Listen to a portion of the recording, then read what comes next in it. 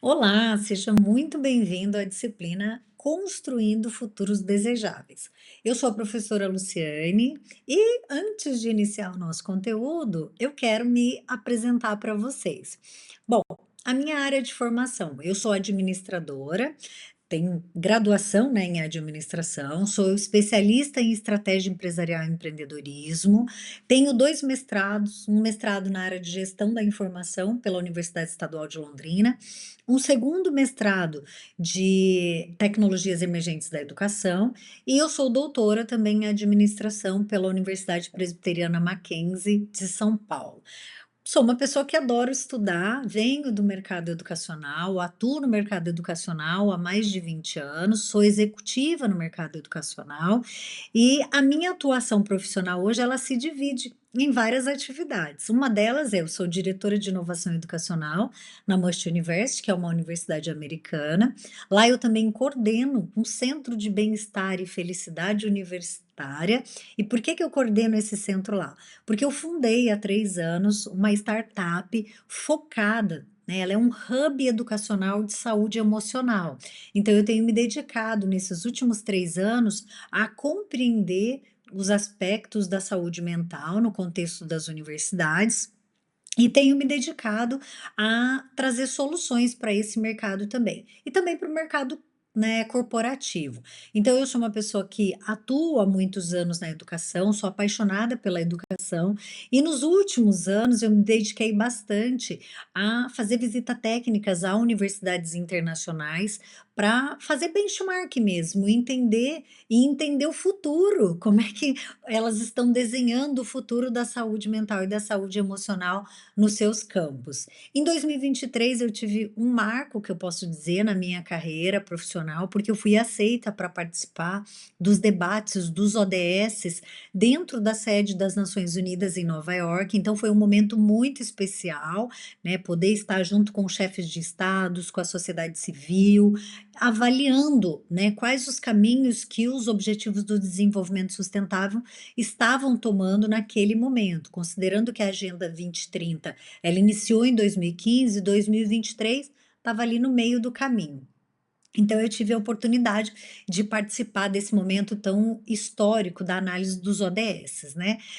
Divido isso com vocês para vocês me conhecerem um pouquinho e claro, né, quem quiser fica à vontade depois, pode me acompanhar pelo LinkedIn, pelas redes sociais.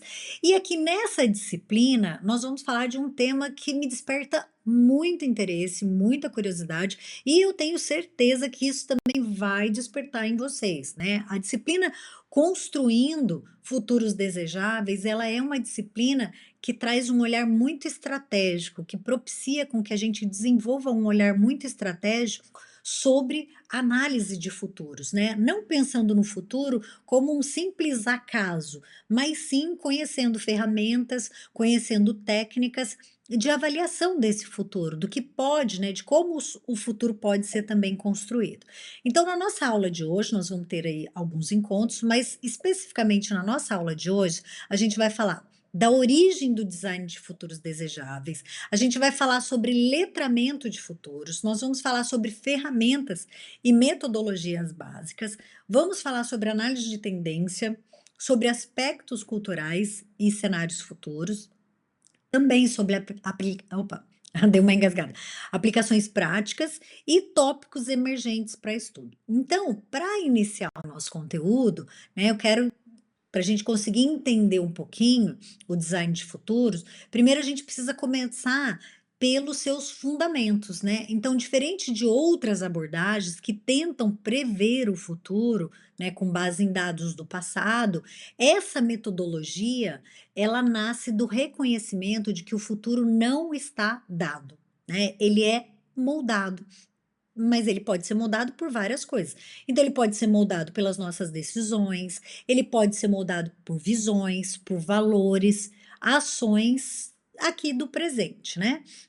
Então o design de futuros, ele se forma na confluência de várias áreas extremamente potentes. Quais são essas áreas? Qual é essa confluência?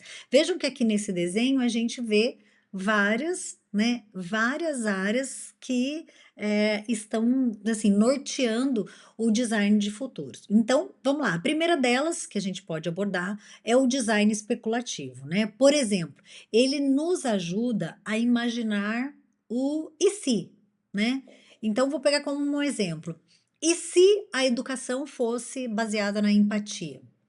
E se o tempo de trabalho fosse organizado a partir do bem-estar mental das pessoas? Essas são perguntas provocativas, mas elas são fundamentais. Então, o design especulativo, ele parte desse "e se", né? Já o UX design, ele entra com foco no ser humano. Então, ele faz com que a gente se lembre que os futuros que nós projetamos, eles precisam fazer sentido para as pessoas, né? Então, o que que isso significa? Precisa, fazer sentido para as pessoas.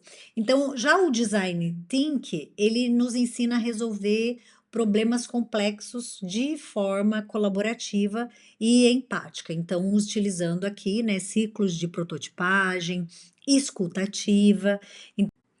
Então, a parte mais técnica, ela vem do desse item estudos do futuro e da prospecção, né. Por quê? Isso baseado em ferramentas como análise de tendência, como cenários, avaliação de cenários e também como o método Delphi. Só que a gente não para por aí, né, por quê? Porque o pilar que sustenta tudo isso é a ética, então a gente não quer simplesmente apenas construir um futuro que seja possível, né, mas um futuro que seja justo, um futuro que seja regenerativo e plural, além de ser plural, também sustentável. Então, por exemplo, ao, né, a gente pensar na mobilidade urbana, vou pegar como exemplo, né, a gente pode desenhar um futuro com carros autônomos, com, né, carros sustentáveis, mas para que que serve esse futuro, né? Ele contribui com a inclusão ou ele reforça a desigualdade? Então, o design de futuro, ele nos obriga a pensar para além, vamos falar assim, né, da tecnologia. Ele nos obriga a pensar, ele nos convida, né, a pensar com base no bem comum, com base na diversidade, com base na justiça social, e é isso que torna, né, uma ferramenta tão poderosa. Então, quando nós usamos essas metodologias, nós não estamos apenas sendo criativos, né, nós estamos assumindo um papel ativo na transformação do mundo. E aí, claro, para continuar o nosso conteúdo, então, para praticar, para que a gente possa praticar o design de futuro de uma forma que seja eficaz e de uma forma que seja, eficiente, a gente precisa compreender e incorporar os 4 princípios fundamentais dele. Então eles funcionam como se fosse uma bússola que estivesse orientando, né, as nossas escolhas ao imaginar e a construir o cenário de futuros. Então a gente começa com o quê? Primeiro, com o primeiro quadrante ali, com a inclusão, né. Então, é possível construir um futuro verdadeiramente desejável se ele não contempla as diversas vozes da sociedade? Aí uma pergunta, né. Então, quando um futuro é pensado apenas por um pequeno grupo, ele tende a reproduzir privilégios, ele tende a silenciar histórias. Por isso que a gente precisa trazer para o processo perspectivas plurais, a gente precisa trazer gênero, raça, classe, geração, território. E aí, um bom exemplo é o processo de criação de políticas públicas participativas, né? Onde a escuta ativa das comunidades ela pode mudar completamente a lógica de uma decisão. Então, esse é o primeiro princípio. Um segundo princípio é o princípio da imaginação. E aqui eu não falo daquela imaginação, sabe, a imaginação infantil, né? Aquela apenas que a gente imagina um futuro maravilhoso. Não. Aqui eu falo de uma competência e de uma competência estratégica.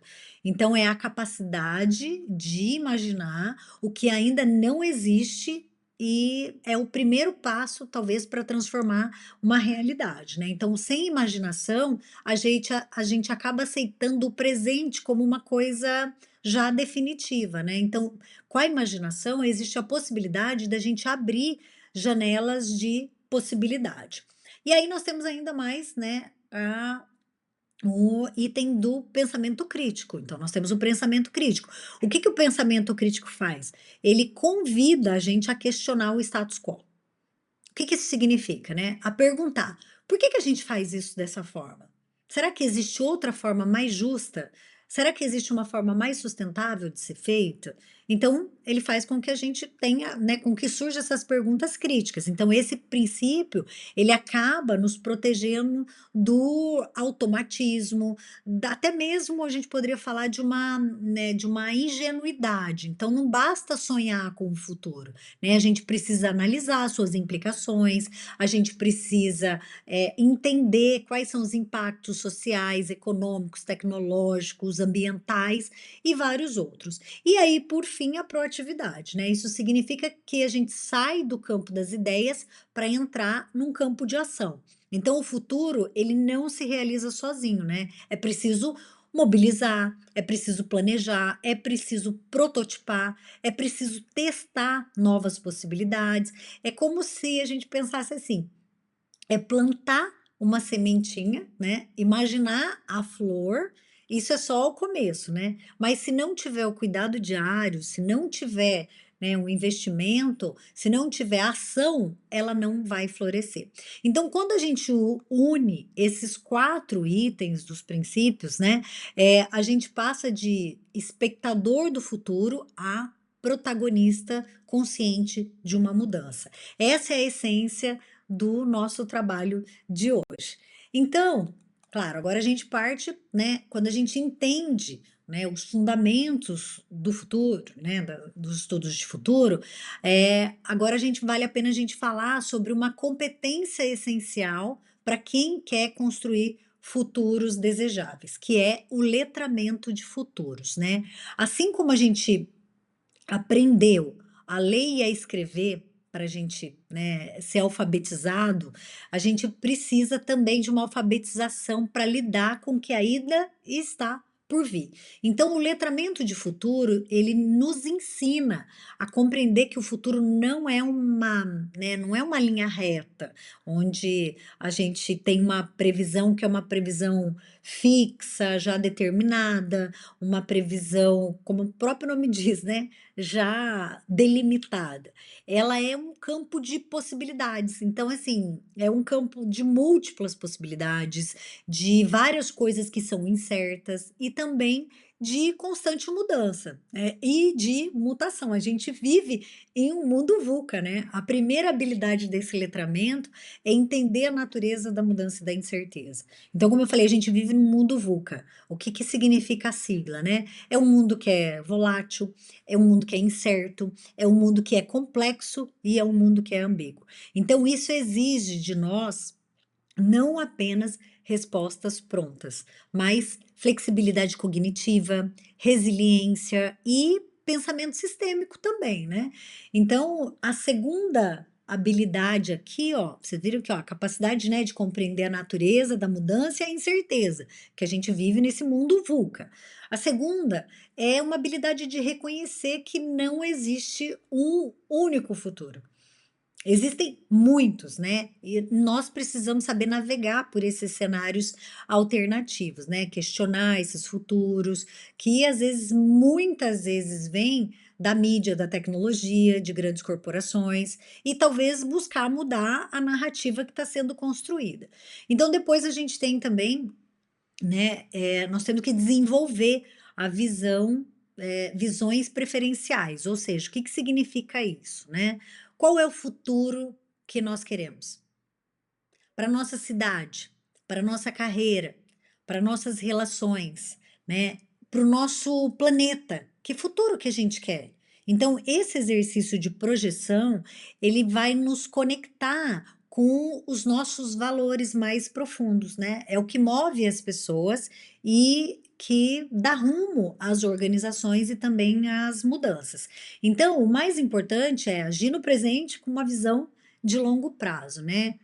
pensando que grandes transformações, elas começam com um primeiro passo, elas começam, né, com um direcionamento. Então, um exemplo prático aqui é você imaginar assim: imagina uma escola, tá, que desenvolve a alfabetização com seus alunos. Então, uma escola que está alfabetizando as crianças, né. Em vez de focar apenas no conteúdo ali textual, no conteúdo acadêmico, ela também ensina esses jovens a projetarem os futuros possíveis para suas comunidades. Então, por exemplo, utilizando ferramenta de design, de prototipagem, isso muda completamente o papel da educação, né. Por quê? Porque ela passa de uma transmissora de um conteúdo ali que está, né, só no material, para um saber que transforma o futuro daqueles jovens. E aí eu trouxe uma mensagem aqui para vocês, né, como disse Coutinho Penha, lá de 2017, né,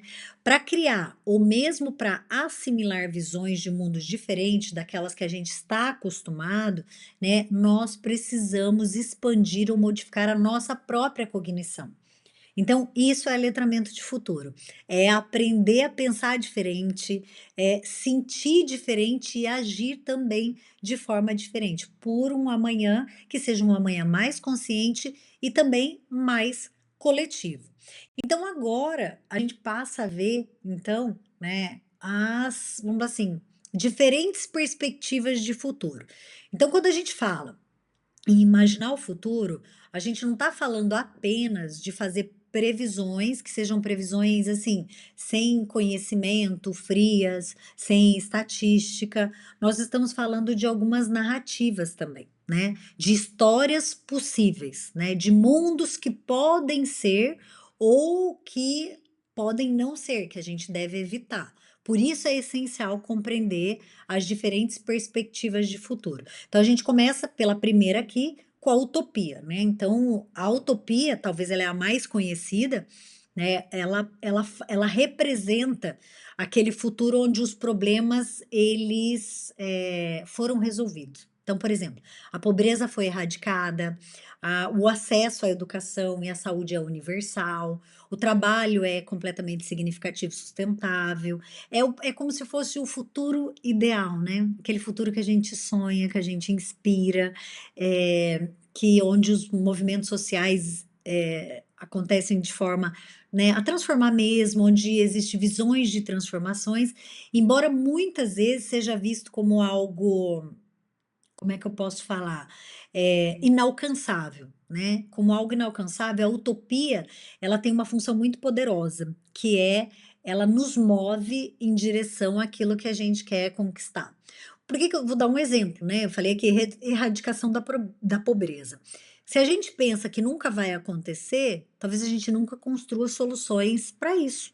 Vou dar um exemplo do que eu utilizo comigo, por exemplo, na minha startup. Geralmente eu falo assim: "Olha, a gente sabe que o problema da saúde mental ele existe, ele é real, ele é um problema da sociedade. Eu não tenho a resposta para ele, mas eu quero fazer parte da solução". Então, essa é a minha visão utópica de saber assim, ó, a gente precisa resolver e vai resolver esse problema. Então, isso é necessário. Então, ter essa visão, né, de a gente faz fazer parte da solução. Então, aqui a utopia caminha por esse, né, por esse viés, tá?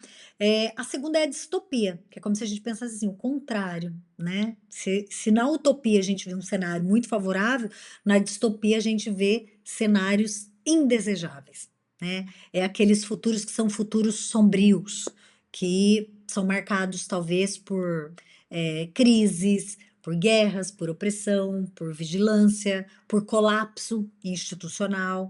Então, muitos filmes eles acabam trabalhando essa lógica, né. Então, embora essa perspectiva ela seja uma perspectiva assustadora, esses cenários eles acabam sendo como alerta, sabe, aquela coisa assim, que eles vêm para mostrar que: "Olha, isso pode acontecer". Por exemplo, já citei, estou pegando como exemplo, né, da minha empresa, por exemplo, já se tem países falando que a próxima pandemia que a gente vai viver é a pandemia da solidão. Por quê? Só para vocês terem uma ideia, o Japão já tem ministro de solidão, a Inglaterra tem ministro da solidão, igual nós temos o ministro da educação, o ministro da saúde, o ministro da infraestrutura, esses países já têm um ministro que foca no cuidado com a solidão, porque já é um problema bastante real. Então, se a gente for olhar nesse cenário, é um cenário de alerta, né, um cenário, específico que mostra que a gente tem, né, um problema a ser resolvido. E aí a gente chega numa perspectiva que é a perspectiva tecnocrática. O que que significa isso? Ela é muito presente nas grandes narrativas das startups lá do Vale do Silício, da ficção científica. Então, nesse modelo, a tecnologia ela aparece como protagonista, né? Então, ela aparece como aquela que vai solucionar grandes dilemas da humanidade, né? Mas aqui a gente pode pensar que pode até haver uma armadilha, né? Muitas vezes o foco é o progresso técnico e não o humano. Então, né, nós podemos construir cidades inteligentes, mas que podem ser cidades desumanas. Por isso, essa visão ela precisa muito ser equilibrada com a ética e com a empatia. E aí nós chegamos numa outra perspectiva, que é a última, desculpa, não, a última não, temos mais umas ainda, que é a pluralista, tá. Então a perspectiva, ecológica, né, ela parte daquela onde nós aprendemos a viver em equilíbrio com o planeta e com os sistemas regenerativos, né, então com energias limpas, com uma economia circular. Então essa visão ela tem ganhado bastante força com a emergência climática, né, e com o movimento das transições ecológicas. Então ela questiona o modelo de crescimento infinito e coloca o bem-estar do planeta no centro da equação, né, da avaliação. E aí, por último, então, agora sim, a gente entra na visão pluralista, né, que ela reconhece que não existe apenas um futuro certo. Ela valoriza, né, as múltiplas culturas, as crenças, os saberes, os modos de vidas. Por isso que eu trouxe uma foto, né, que representa vários, né, várias pessoas de culturas diferentes. Então, é um mundo mais diversificado, né? Como o nosso, como a gente pode dizer assim, né? É um mundo tão diverso como o nosso, a gente precisa aprender a criar futuros que dialoguem, né, com essas realidades diferentes. Então, ela é o oposto da uniformização, global. Ela reconhece, ela tem um reconhecimento em cima da beleza e da força da diversidade. E aí, passando então para um ponto, até agora a gente falou, né, muito de como construir futuros, né? Mas agora eu te convido então a mergulhar em uma pergunta que ainda é, né, muito profunda. Por que que a gente deve pensar no futuro, né? O primeiro nível desse pensar no futuro vem da resposta ao quê? Né, o entendimento de que o futuro é um campo de possibilidades que ainda não estão concretizadas. É como se fosse um campo, né, bastante fértil, esperando para ser cultivado. Então, quando nós entendemos isso, nós paramos para, né, de tratar o futuro como um destino que vai ser imutável e a gente começa a ver ele como algo vivo, como algo mutável, como algo que é construível.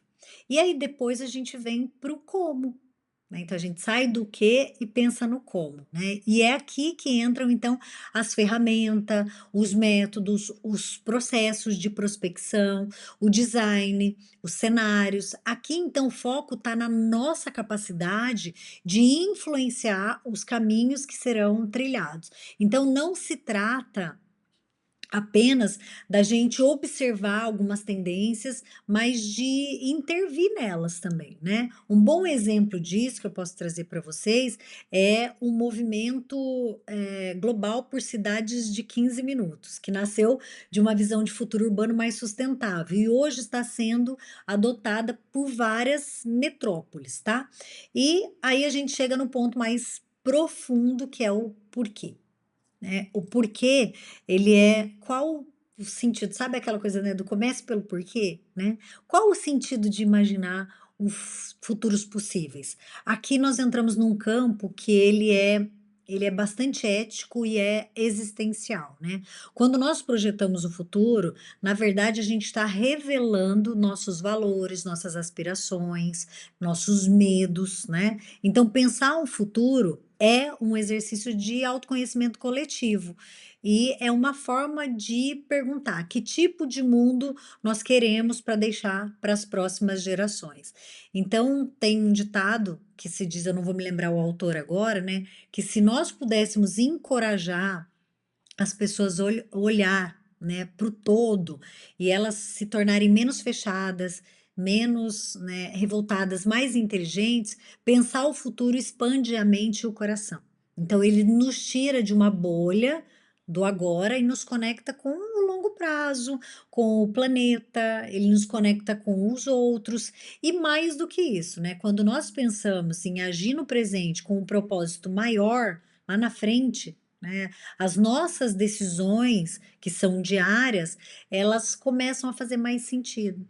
Então, a escolha de uma profissão, né, a escolha de um próprio projeto que você queira participar, de um negócio que você queira montar, ela passa a ser feita com mais visão, com mais coragem, com mais responsabilidade. E é por isso que pensar o futuro, então, importa bastante, né? Porque ele nos torna também mais humanos, mais estratégicos e também mais consciente. Então agora pensando, né, no porquê, depois que a gente já entendeu o porquê, o como e o que, é importante a gente pensar em algo prático. E o que que traz prática, né, para nossa disciplina? O que traz prática para nossa disciplina é entender as ferramentas, as metodologias que podem ser utilizadas para pensar, que a gente pode, né, utilizar para pensar como aplicar, né, como pode ser aplicável esse desenho de futuros. Então, a primeira é a construção de cenários. Aqui no primeiro quadrante a gente vê, né? E aqui nós criamos o quê? Narrativas de futuros possíveis baseada em combinações e variáveis, né? Que variáveis que são essas? Variáveis econômicas, variáveis culturais, variáveis políticas, e outras variáveis também, tá. Os cenários, né, essa ferramenta, vamos pensar assim, ou essa metodologia, ele nos permite a pensar de forma não linear, como eu já mencionei, né, explorando o que que pode acontecer em diferentes contextos. Então, vou trazer um exemplo, gosto muito de trabalhar com um exemplo aqui para contextualizar e materializar o assunto. Então, por exemplo, como, seria a educação do futuro, em um mundo com inteligência artificial? Será que ela seria acessível a todos? Sim ou não, né? Como seria um mundo se houvesse um colapso ambiental? Então, criar esses cenários nos ajuda, como eu já mencionei também, a nos preparar para agir também para esse tipo de futuro incerto. No segundo quadrante, a gente tem a análise de tendências. Então, essa ferramenta, ela nos ajuda a identificar padrões emergentes que podem impactar o futuro. Então, pode ser um comportamento de consumo, pode ser uma nova tecnologia, pode ser uma mudança cultural, pode ser um exemplo prático, né, de crescimento da economia. Então, isso pode, ser influenciado, né, por pode ser influenciado pelas empresas, pode ser influenciado pelas políticas públicas, pode ser por produtos voltado, né, a um público específico. Então a gente analisa esse cenário de tendências, verificar o padrão que está sendo construído ali na sociedade, tá. O terceiro instrumento é o método Delphi, então que a gente vê no quadrante aqui de baixo, né. Esse instrumento, ele, né, ele parece mais técnico, mas ele é extremamente estratégico. Por quê? Porque ele envolve uma consulta estruturada, né, e há um grupo de especialista. Isso acontece de forma anônima, interativa, para buscar ver se existe um consenso ou uma divergência fundamentada sobre essas questões do futuro. Então, ele é muito utilizado por governos, ele é muito utilizado por universidades, ele é muito utilizado por empresas, por organizações internacionais, como eu mencionei, lembra que lá no comecinho da nossa aula eu falei que eu tive a oportunidade de estar lá na ONU, então ele é muito utilizado, né, por esses órgãos internacionais, então esse método ele tem essa característica. E por fim a gente tem os workshops de futuros, né, então são encontros colaborativos, onde os grupos, né, vários grupos, diversos, eles imaginam juntos futuros possíveis, né, então com técnicas de facilitação, com mapas visuais, com dinâmicas de visualização, com o próprio design especulativo, né. Então esses workshops, eles têm um poder, que é um poder incrível, né, de gerar envolvimento e pertencimento. Então eu particularmente já realizei, né, várias oficinas, por exemplo, com educadores, empreendedores, até mesmo com gestores públicos, para que a gente pudesse discutir, né, em determinado momento, uma situação de como a gente via que talvez ali o nosso setor educacional, como é que ele iria se configurar depois de 2 ou 3 anos. Isso é muito relevante. Então essas ferramentas, além de não serem complicadas, né, qual que é a característica delas? Elas exigem tempo, tá? Tempo para a gente entender como funciona, tempo de escuta, tempo para, né, entender realmente como aplicar o método e a ferramenta e a metodologia de forma bastante coerente. Então, quando elas são utilizadas com bastante propósito, elas ajudam, né, elas nos ajudam, e ajudam as organizações a sair da inércia e a começar a agir com foco na construção de futuros, como eu já mencionei, mais justos, mais sustentáveis e mais desejáveis. E agora, então, a gente chega num ponto que é relacionado à pesquisa qualitativa em futuros, né. Por que que a pesquisa qualitativa ela é essencial? Então, em um mundo que às vezes, né, valoriza tantos números, nós precisamos fazer uma defesa firme da pesquisa qualitativa, né, principalmente quando a gente está falando de futuros, porque o que define o futuro não são apenas as estatísticas, são as pessoas, né, com as suas histórias, com emoções, crenças, esperança. Então, a pesquisa qualitativa, ela permite entender o contexto por trás das tendências, né? Ela vai além do que, ela mergulha acaba mergulhando no porquê. E isso é absolutamente, vamos dizer assim, crucial para o design de futuros, né? Porque nos ajuda a perceber as motivações que são ocultas, os desejos, né, que não estão expressos, nas tensões sociais, que não acabam não aparecendo em planilhas. Eu, por exemplo, na minha tese de doutorado, utilizei pesquisa qualitativa, porque ali eu não estava desenhando um cenário, se bem que acabou saindo até um desenho de cenário de futuro, porque eu estava avaliando centros de aprendizagem transformadora, mas o que eu queria identificar era justamente isso, né, um aspecto de complexidade ali, de um fenômeno social. Então, isso é uma característica da pesquisa qualitativa,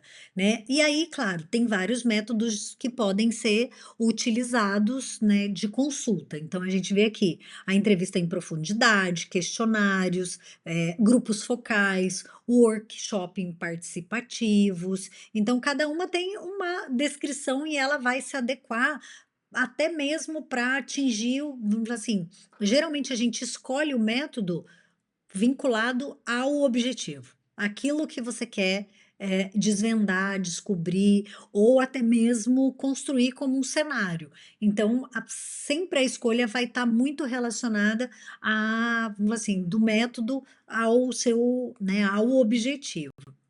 E aí a gente vem para um item que é análise de tendências, né. Então, para analisar isso é muito comum a gente ver, lista de tendências para o ano que vem. né, a gente vê lista de tendência na economia, de tendências na saúde, de tendência na moda, né, como se fossem previsões certeiras, mas a análise de tendência verdadeira, ela é muito mais estratégica e muito mais profunda, né, então o processo, ele começa com coleta de dados, né, é aqui e aqui, né, o melhor, quanto mais diverso for o repertório de fontes, melhor.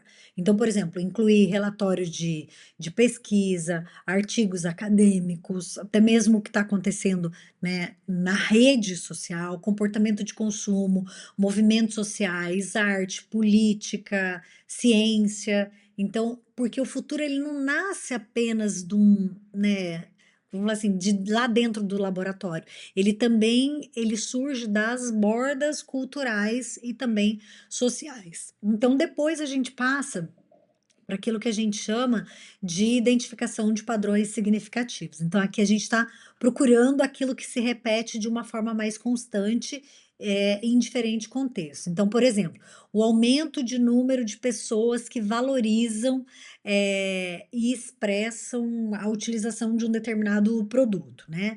Ou, por exemplo, movimentos de wellness, que estão, se você colocar, o mercado de wellness tem crescido muito. Então, que tipo de movimento está acontecendo? Por que as pessoas estão olhando tanto para esse mercado, tá?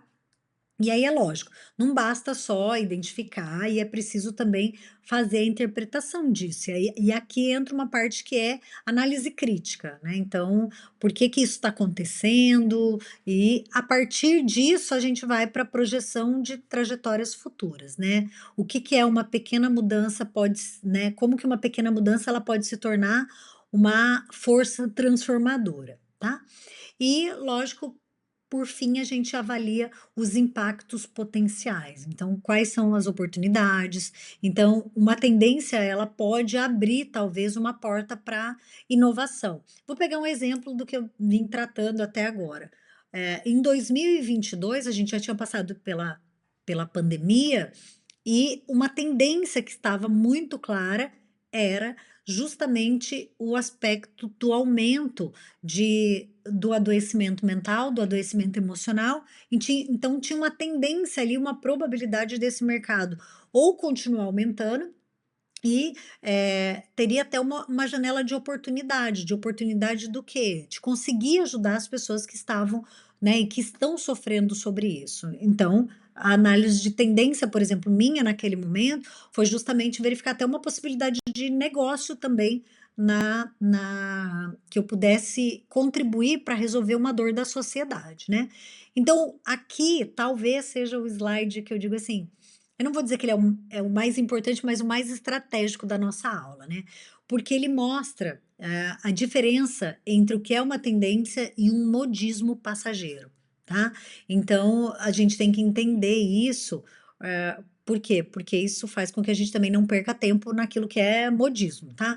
Então a gente começa aqui pelas tendências, elas são transformações que vão se consolidar ao longo do tempo, né. Por quê? Porque elas refletem valores emergentes, mudanças culturais profundas, e mostram necessidades reais da sociedade. Olha o exemplo que eu dei desse aspecto do cuidado com a saúde mental, né. Então isso é uma tendência que se mostrou e que vem se reafirmando.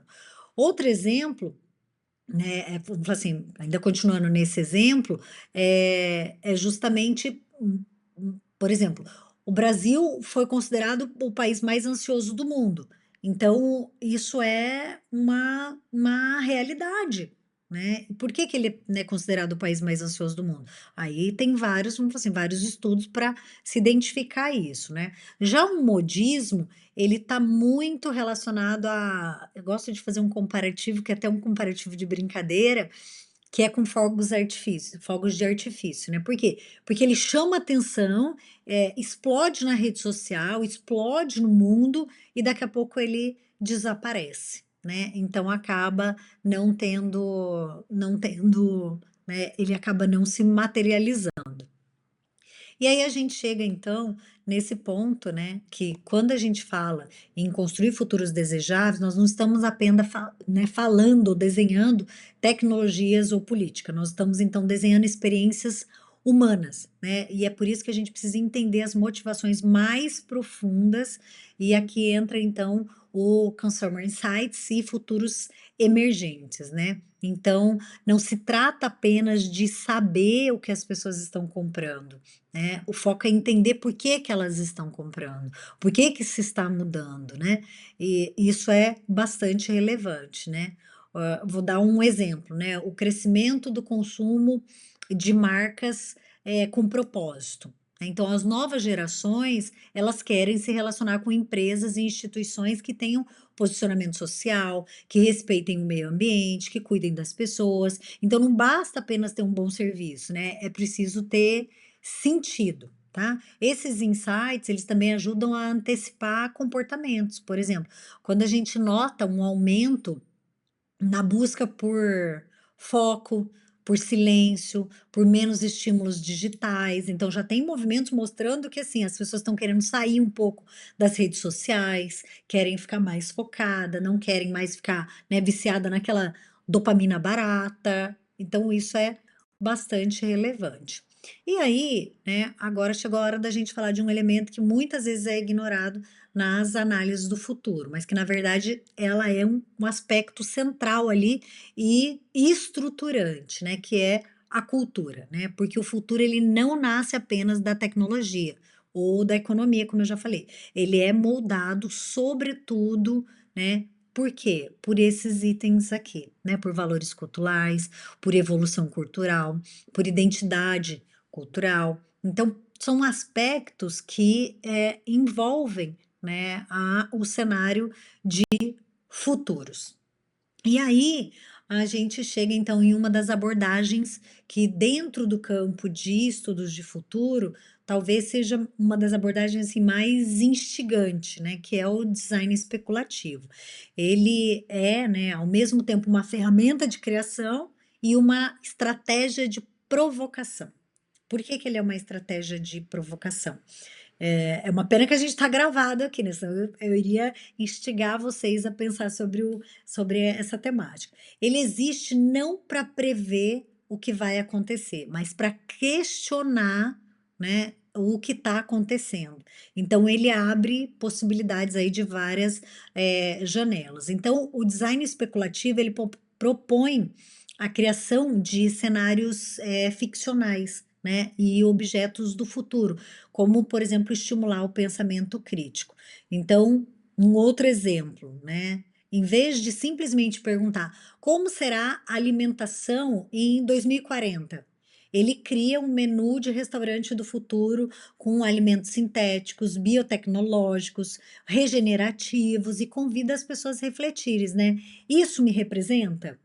Isso me assusta? Isso é justo?". Então essa abordagem, ela é profundamente ética e também política, né, porque ela nos obriga a pensar e a encarar sobre perguntas difícil e, né, sobre e se os algoritmos, né, decidisse quem pode é como se fosse assim, né, um outro exemplo, se o algoritmo decidisse quem pode trabalhar e quem pode estudar. E se a gente vivesse em um mundo onde ninguém tivesse mais que falar? Porque todo mundo seria pensado, né, ou estivesse pensando só por IA. Então é bastante interessante olhar isso, né. Então agora a gente chega aqui onde, né, pode se aplicar, onde existe aplicação prática desses futuro, porque até agora a gente falou, né, de como talvez construir, a gente falou de ferramentas, a gente falou das abordagens, mas onde tudo isso acontece na prática? Então acontece em vários cenários, né, acontece nas empresas, acontece no mundo corporativo, acontece no setor educacional, e aqui eu trouxe alguns exemplos, né, o planejamento de longo prazo, desenvolvimento de produtos inovadores, antecipar mudanças de mercado, adaptação de novas mudanças, e consumidores. Quando a gente vem para o aspecto da educação, então a gente vê, né, preparação de estudantes para futuros incertos, desenvolvimento de currículos adaptáveis, fomento à criatividade e pensamento crítico, ensino de habilidades relevantes para o futuro. Então veja que a aplicação prática, ela é muito real e ela cabe em vários cenários. E, chega assim acabando sendo, né, óbvio que é hora de falar de impacto, né. Como toda metodologia estratégica, é preciso mostrar evidências concretas de que ela funciona. E aqui eu trouxe alguns números, porque números não mentem, né. Então, de acordo com pesquisas internacionais, 67% das empresas que adotaram processos estruturados de foresight estratégico, elas relataram, desculpa, vantagem competitiva clara. Então, o que que isso significa? Significa que, elas não apenas sobrevivem em ambientes incertos, mas elas se antecipam, elas lideram e elas, né, conseguem ver tendências e respondem com mais, inovação e mais confiança. Em termos financeiro, também é interessante observar, desculpa, gente, eh, que isso também é significativo, né, que programas, por exemplo, de foresights bem implementados, de futuros, eles geram de 3 a 5 vezes mais ROI. O que que é o ROI? O retorno sobre o investimento, né, então, do que os projetos de planejamento tradicional. Então isso acontece porque o foresight previne erros, né, erros podem ser muito caros, porque identifica oportunidades antes da concorrência e porque também reduz a dependência de reações emergenciais, né, aquela coisa assim, descobriu e tem que tomar decisão rapidamente. Então não, você consegue se planejar com mais antecedência. E aí, o terceiro quadro mostra então, né, que 85%, esse dado ele é bastante expressivo, né, que 85% das organizações que tinham processo, né, estruturados de foresights, conseguiram se adaptar melhor às crises inesperadas. E isso, né, inclui desde pandemia e colapso logístico até transformação tecnológica.